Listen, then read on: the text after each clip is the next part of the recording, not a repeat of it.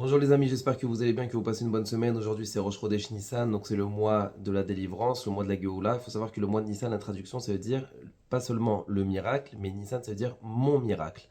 Donc chacun a la possibilité aujourd'hui, surtout pendant le jour de Rosh Chodesh Nissan, et pendant tout ce mois-là, que c'est le mois où c'est qu'Hachem il a libéré les Juifs d'Égypte, d'avoir ces miracles personnels, pas seulement les miracles qui sont passés il y a plus de 3000 ans, mais aussi chacun avec son miracle à lui qui va demander à Hachem, que ce soit dans tous les domaines possibles et inimaginables. Alors aujourd'hui, on n'est pas très mystique d'habitude, mais aujourd'hui, il y a une zgoula qui commence le Rosh Chodesh Nissan et c'est important de la savoir.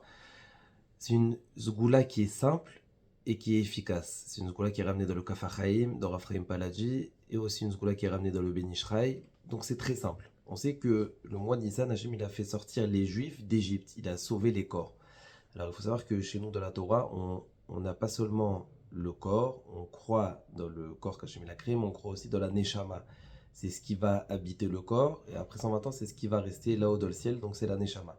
Donc il faut savoir que comme Kachem, le mois de Nissan, il a fait sortir les corps d'Égypte, eh bien, il faut savoir qu'il y a aussi la possibilité d'avoir une délivrance pour les Neshamot, faire sortir des Neshamot de l'Égypte, ou en gros faire sortir des Neshamot de la Touma, ou peut-être même une Neshama qui est là-haut dans le ciel et que la pauvre elle n'a pas eu le temps de faire tchouva avant de décéder, qu'on ne sait pas si maintenant il a Gan Eden ou peut-être il a Gehinam. Donc on a la possibilité pendant ce mois de Nissan de faire sortir sa Neshama de Gehinam et la rentrer à Gan Eden. Et tout ça avec une zgoula qui est très simple. Donc imaginons que on connaît une personne qui est décédée et on va dire qu'il n'était pas très tzaddik, ou même si c'était un tzaddik, il faut savoir que les tzaddikim ils s'élèvent dans le Gan Eden. Donc grâce à 3 pièces par jour qu'on va donner pendant les 13 prochains jours, et bon, on peut aider une Neshama qui est dans le ciel, elle aussi à sortir de son Égypte, elle aussi de sortir de Gehinam à la Gan Eden, ou même si à la Gan Eden, de s'élever dans le Gan Eden même.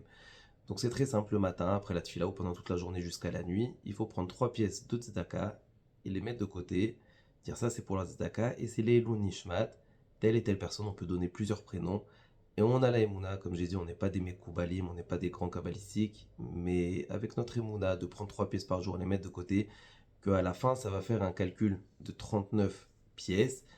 C'est ce qu'on appelle Tal. Tal, c'est la rosée, la bracha. Donc on a la Emouna que ça va aider cette Neshama. Il y a aussi un deuxième degré, c'est de rajouter encore 6 pièces pour arriver à une valeur numérique de 45. 45, c'est Ma.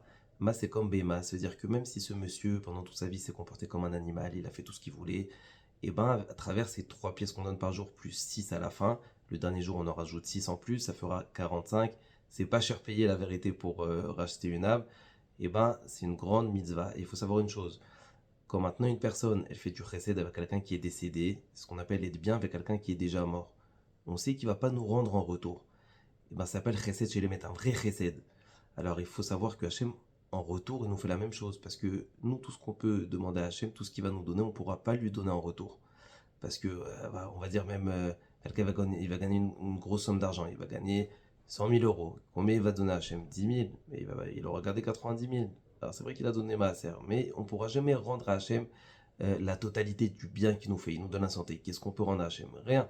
Donc ça s'appelle Chesed chez les maîtres. Comme que nous, on fait du Chesed avec une Neshama qui est partie, qui est plus là, sachant qu'elle ne peut pas nous rendre en retour, Hachem dit, bah moi aussi je vais faire avec toi la même chose. Je vais te faire du Chesed, même si je sais que tu ne vas pas me rendre en retour.